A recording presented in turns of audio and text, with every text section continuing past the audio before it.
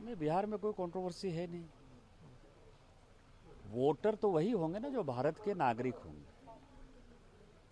और भारत के नागरिक, मान लीजिए कि किसी जगह पर, किसी विधानसभा में, जो हमने अपने झारखंड के चुनाव में देखा, और जिसको माननीय राहुल गांधी जी भी कहते हैं, मतलब हम माननीय राहुल गांधी जी के इस बात से सहमत हैं, और मुझे लगता है कि चुनाव आयोग ने राहुल गांधी जी से ही सीख कर ये काम स्टार्ट किया होगा। उनका ये कहना है कि किसी विधानसभा में 10% वोट बढ़ा और किसी विधानसभा में 150% वोट बढ़ गया। जो हमारे यहाँ झारखंड में हुआ, अभी जस्ट विधानसभा का चुनाव हुआ है, उसमें कम से कम 40 ऐसी विधानसभा थी, और खासकर मेरे इलाके में संथाल परगना की 18 विधानसभा में, जहाँ की वोटर 150% के आसपास बढ़े। तो जब इतनी तेजी से वोटर बढ़ते हैं तो वोटर कहाँ थे? और मान लीजिए कि 80 साल का कोई बूढ़ा आदमी, 75 साल का कोई बूढ़ा आदमी, 65 साल का कोई बूढ़ा आदमी, वो 2010 में वोटर नहीं, 15 में वोटर नहीं, 20 में वोटर नहीं, और वो 25 में यदि वोटर हो गया, तो उससे पूछा जाएगा ना कि भैया आप 75 साल तक वोटर क्यों नहीं थे, कहाँ थे? तो यदि ये चुनाव आयोग यदि मांग रहा है, तो मुझे नहीं लगता कि इसमें कोई परेशानी है, और भारत का जो नागरिक है उसी को वोट देने का अधिकार है। तो चुनाव आयोग जो काम कर रहा है हम सहमत हैं, और जो राहुल गांधी जी कह रहे हैं उसी को चुनाव आयोग इम्प्लीमेंट कर रहा है। ये बिहार में ही होना है, दूसरी स्टेट में भी इसको लागू करना? मैंने सुना है कि दूसरे राज्य में भी होगा। अभी जैसे झारखंड में इलेक्शन नहीं है, लेकिन झारखंड में शायद इसके बाद इसकी ड्राइव स्टार्ट हो। सर, कन्हैया कुमार का कल उस वो उनका अपना पार्टी का इंटरनल मामला है। सर, सिक्किम में इस बार ये जो बैठक का आयोजन किया हुआ है सर, इसके ऊपर सर आपका प्रतिक्रिया देखिए, है? सिक्किम क्या है कि सिक्किम बहुत ही खूबसूरत जगह है। सिक्किम के लोग बहुत अच्छे हैं। सिक्किम में लॉ एंड ऑर्डर बहुत बढ़िया है। कहा जाता है कि सिक्किम के लोग जो है अपने घरों में आज भी ताला चाबी नहीं लगाते हैं। और नेचर अपने आप में इतना खूबसूरत है कि दुनिया में बहुत कम ऐसी जगह है जहाँ की नेचर मिलता है। तो इन सारे चीज़ों के लिए हम सभी चिंतित हैं, पूरी पार्लियामेंट, पूरे देश चिंतित है, और खासकर मोदी जी चिंतित हैं। आप देख ही रहे हैं कि जिस तरह का रेल लाइन आ रहा है सिलीगुड़ी से यहाँ, तो 1 घंटे में जो है आप सिक्किम पहुँच जाएंगे।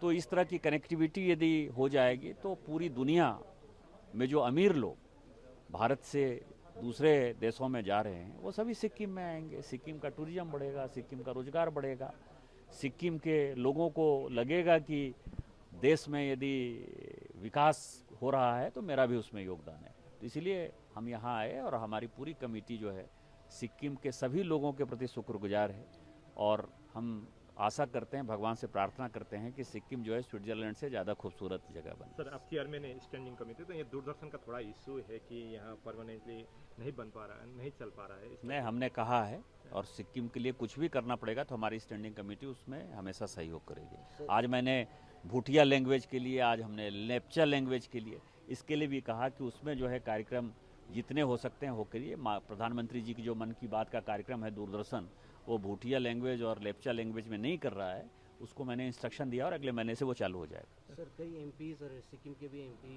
अरुणाचल के एमपी का भी एक डिमांड है कि दलाई लामा को भारत रत्न के लिए, ये बात पर आपकी क्या टिप्पणी है? दलाई लामा को भारत रत्न मिलना चाहिए सर? ये बड़ा ही चीज़ें हैं। मैं दलाई लामा जो है हम लोगों के सम्मानित हैं, और आपको मैं बताऊं कि पिछले 66 साल से भारत के लोगों ने जो है उनको हमेशा सम्मान दिया। और मेरे लिए तो दलाई लामा इसलिए बहुत महत्वपूर्ण है कि मैं जिस गांव का हूँ, मेरा गांव जो है विक्रमशिला है।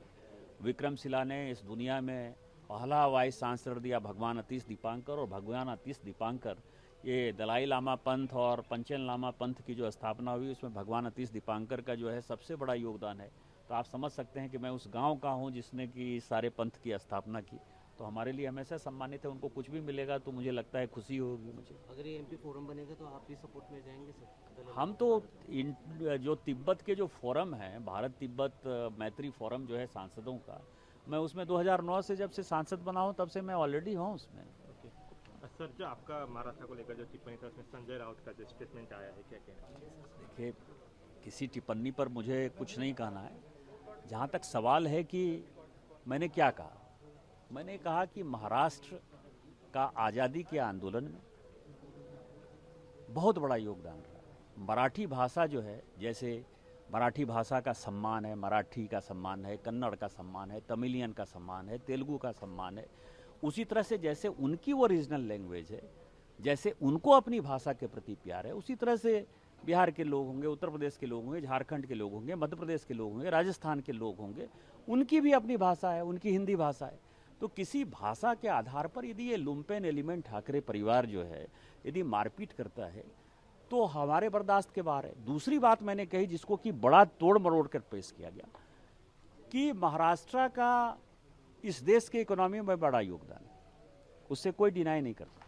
हमारी बातों को जो है गलत ढंग से लोगों ने समझा, लेकिन हम ये कह रहे हैं कि मुंबई जो है या महाराष्ट्र जो टैक्स पे करता है उस टैक्स पेयर के मनी में हमारा भी योगदान है। इसका ठाकरे परिवार से लेना देना नहीं है, इसका मराठा से लेना देना नहीं है, इसका ये है जैसे कौन टैक्स पे करता है। State bank of India tax पे करती है क्योंकि उसका हेडक्वार्टर वहाँ है। तो स्टेट बैंक ऑफ इंडिया में जहाँ मैं सिक्किम में खड़ा हूँ तो सिक्किम के लोग भी तो स्टेट बैंक ऑफ इंडिया में पैसा देते हैं, इनका पैसा भी तो वहाँ जमा है ना, लेकिन उसका टैक्स का पैसा यदि मिलता है तो वो महाराष्ट्र के खाते में जाता है। LIC है, इतनी बड़ी इंश्योरेंस एजेंसी है, उसका हेडक्वार्टर कहाँ है। दूसरी बात यह है कि आप जो है गरीबों को मारपीट करते हो। वहाँ जो है मुकेश अंबानी साहब रहते हैं, मराठी तो बहुत कम बोलते हैं, हिम्मत है तो जरा उनके पास चले जाओ। माहिम में जो है सारे मुसलमान हैं, हिम्मत है तो तुम वहाँ चले जाओ। स्टेट बैंक ऑफ इंडिया का चेयरमैन मराठी नहीं बोलता है, वो तो आंध्र का है, तेलुगु बोलता है बेचारा, आप उसको जरा मारपीट करके देखो।